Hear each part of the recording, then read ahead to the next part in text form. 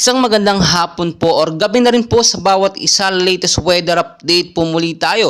So meron po tayong bagong binabantayan nga po dito nga po sa bandang Silangan, no, na bagong active low pressure area. And as of now, nasa labas naman po ito ng Philippine Area of Responsibility. So yung binabantayan po natin na active LPA sa loob ng PAR ay tuluyan na nga pong nalusaw. Pero pagkatapos po ng within 24 to 48 hours lamang ay lumabas naman po na panibagong active low pressure area dito nga po sa bandang Silangan. So as of now, no, ang lakas po nitong active low pressure area po na ito ay naglalaro lamang po from 30 to 35 kilometers per hour. Pa-northwestward po ang kilo sa bilis naman na 10 kilometers per hour. So as of now, wala po itong direktang epekto sa ating bansang Pilipinas. Pero hindi po natin inaalis yung mga posibilidad na yung extension po ng LPA ay makaapekto po sa ilang bahagi po ng Mindanao dahil nasa bandang area po siya ng Silangang Mindanao, no? So makikita nyo naman po sa ating pinaka-live radar, ito po yung pinakamata ng active LPA na yan, no?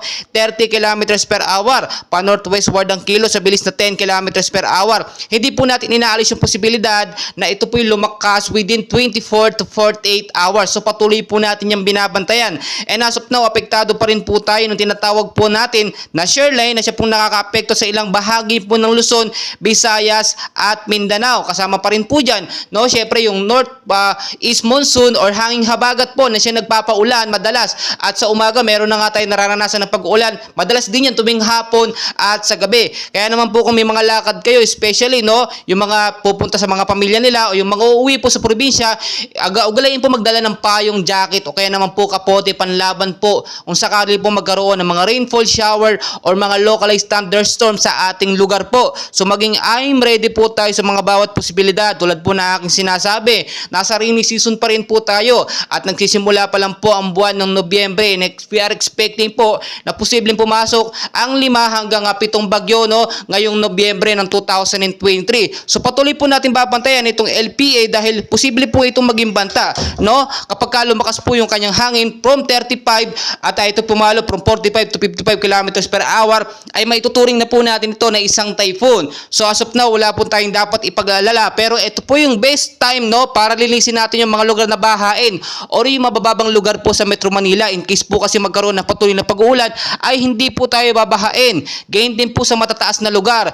Maghahanda po kayo dyan, maging maingat po kayo dyan kapag meron po tayong hypnosis galing sa pag-asa ng mga rainfall shower, no, or pag-uulan, posibleng maging cause po yun ng landslide dahil sa paglambot ng mga lupa. So patuloy ko po kayong update, and please, ako po yung nakikiusap, paki-share, like, subscribe, and pahit na rin po ng notification bell. Share po natin sa ating mga loved ones para update po sila sa ating mga binabantayan na weather update, no, weather condition, mga active LPA at mga typhoon na posibleng po pumasok sa bansang Pilipinas. Maraming salamat po.